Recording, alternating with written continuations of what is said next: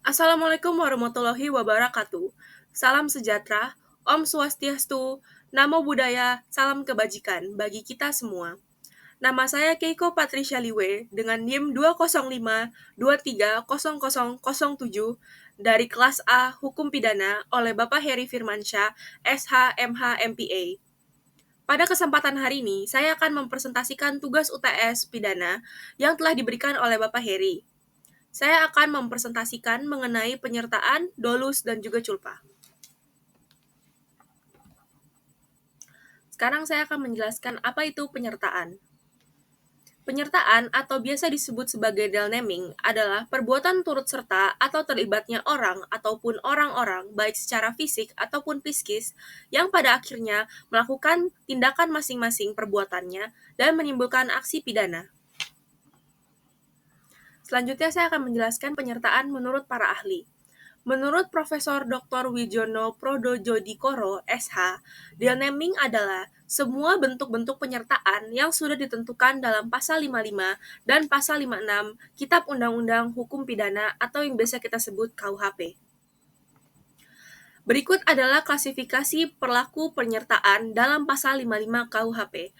Adanya 5 yang saya akan sebutkan sekarang. Yang pertama, yang melakukan perbuatan atau plegen, yang menyuruh melakukan perbuatan atau doen plegen.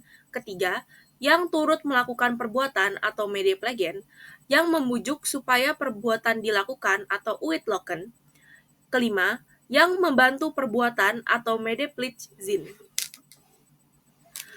Saya sekarang akan menjelaskan arti dari 5 klasifikasi tersebut. Yang pertama, adanya pelaku atau plegen. Pelaku adalah mereka yang menjalankan tindak pidana. Kedua, menyuruh melakukan atau doen plegen, seorang ingin melakukan suatu tindakan pidana, akan tetapi tidak dapat menjalankan atau melaksanakannya sendiri, sehingga menyuruh orang lain untuk menjalankan tindak pidana tersebut.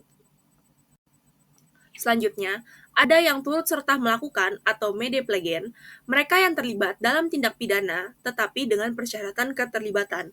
Adanya 2 syarat keterlibatan tersebut. Yang pertama, adanya kerjasama secara sadar dengan setiap peserta tanpa perlu kesepakatan.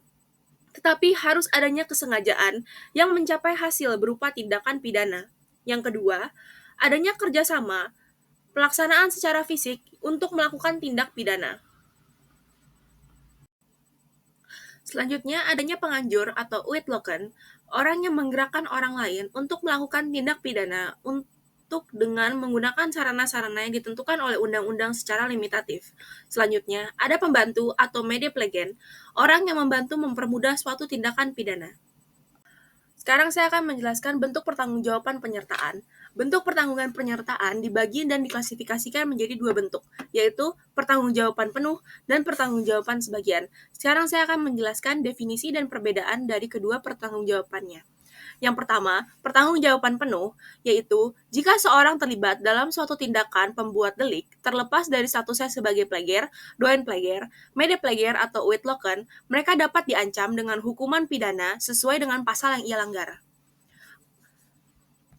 Untuk pertanggungjawaban sebagian, jika status keterlibatan orang tersebut adalah sebagai mede plagiar atau sebagai pembantu pembuat delik, maka ia hanya dapat dikenakan ancaman pidana maksimum 1/3 sesuai dengan ketentuan pasal yang ia langgar.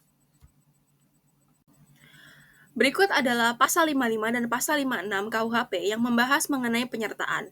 Pasal 55 berbunyi, dipidana sebagai pelaku tindak pidana. 1. Mereka yang melakukan, yang menyuruh melakukan, dan yang turut serta melakukan perbuatan.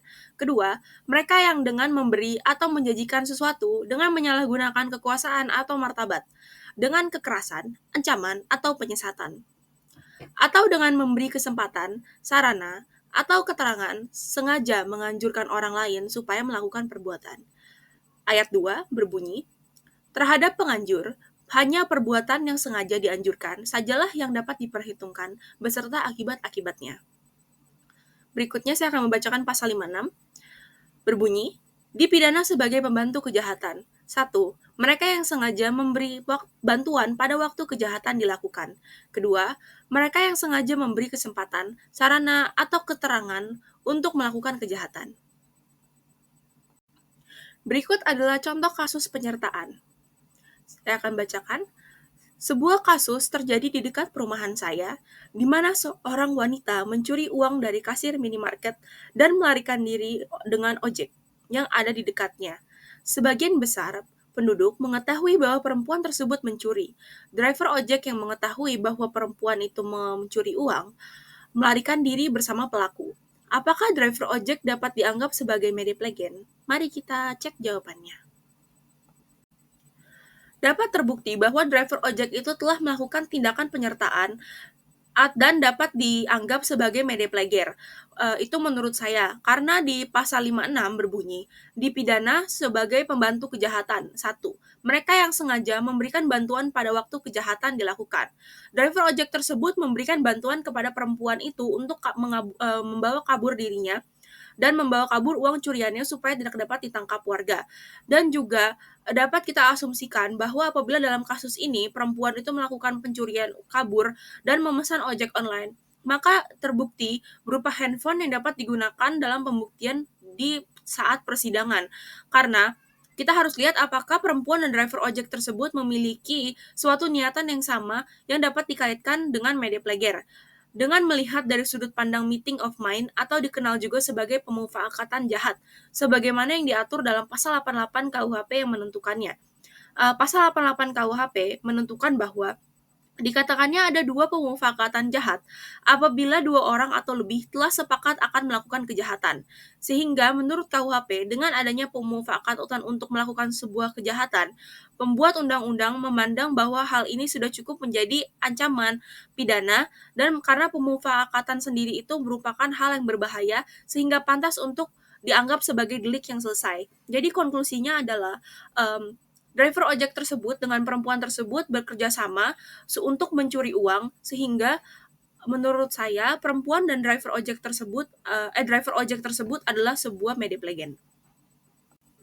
Sekarang saya akan menjelaskan apa itu dolus dan culpa.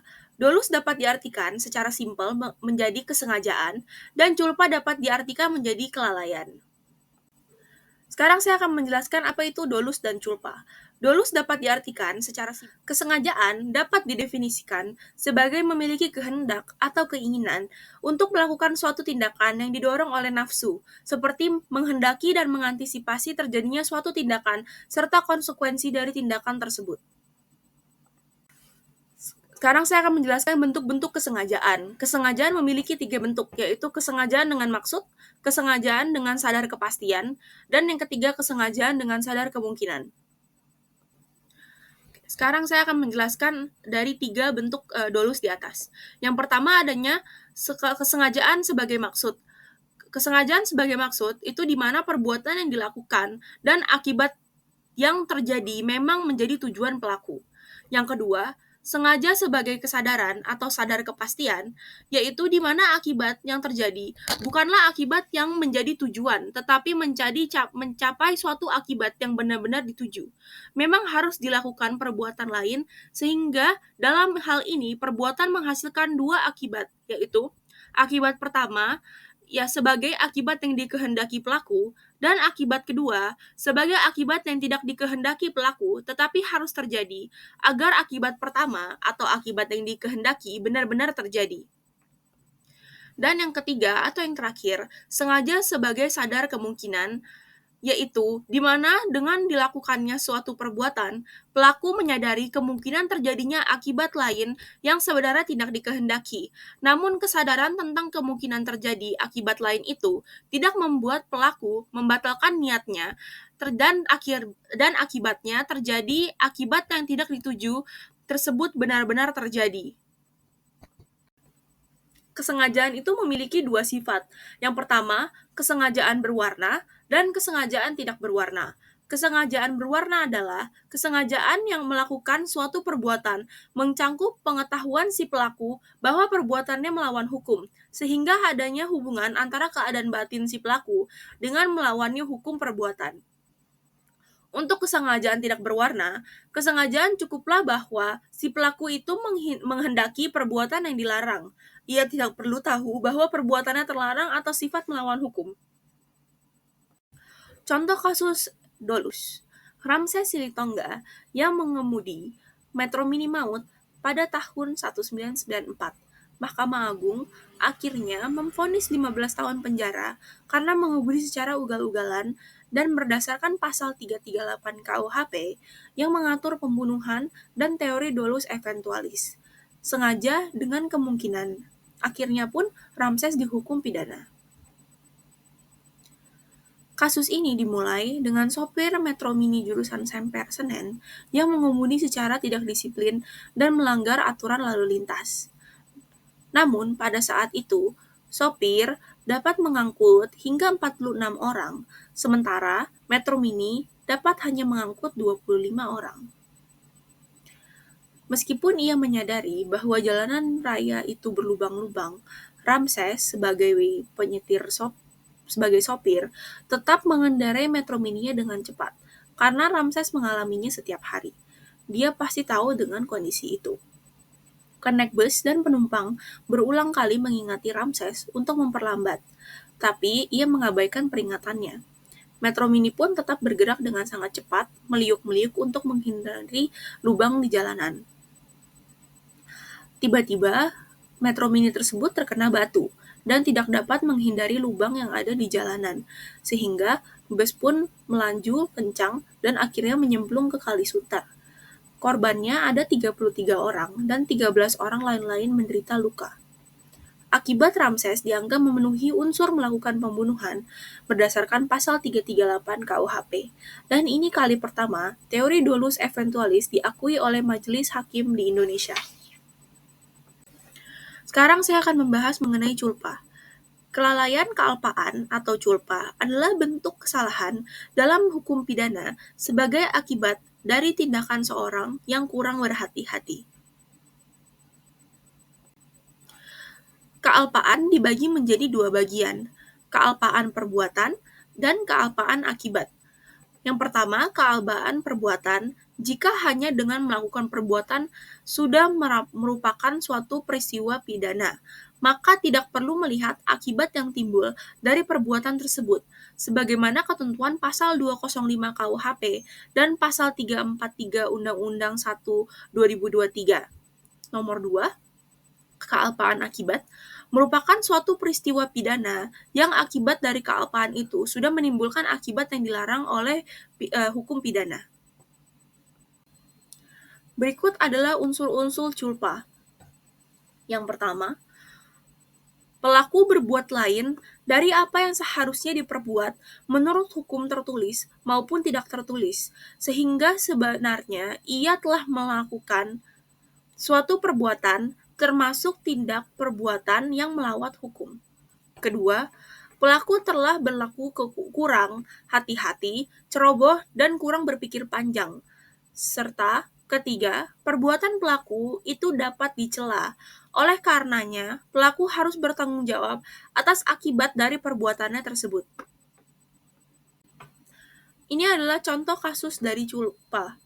Kasus operasi Cito Cesio Cesaria 2010. Ketiga terdakwa, dokter, melakukan kelalaian saat menjalani operasi Cito Cesio Cesaria yang menyebabkan embolio pada bilik kanan jantung korban. Akibatnya paru-paru dan jantung korban gagal berfungsi, dan akhirnya korban pun meninggal. Ketiga terdakwa didakwa melakukan praktik kedokteran tanpa surat izin praktik dan memalsukan persetujuan korban untuk tindakan medis. Tindak pidana ini dianggap sebagai bagian dari pelaksanaan tindak pidana utama, yaitu kelalaian yang menyebabkan kematian. Demikianlah beberapa hal dari presentasi saya yang dapat saya sampaikan. Sebelumnya saya ingin mohon maaf sebesar-besarnya kepada hadirin sekalian apabila penyampaian saya tadi mungkin ada yang salah atau beberapa pernyataan yang menyinggung hadirin sekalian. Saya ini hanyalah manusia biasa yang tidak luput dari kesalahan. Setelah itu, saya juga ingin berterima kasih kepada Bapak Heri Firmansyah atas bimbingannya dari kelas-kelas hukum pidana setiap hari yang telah mengajar saya dan teman-teman yang lain sehingga saya dapat menyelesaikan tugas UTS ini. Sekian dan terima kasih video dari saya. Assalamualaikum warahmatullahi wabarakatuh. Salam sejahtera bagi kita semua. Om Santi Santi Om. Terima kasih semua.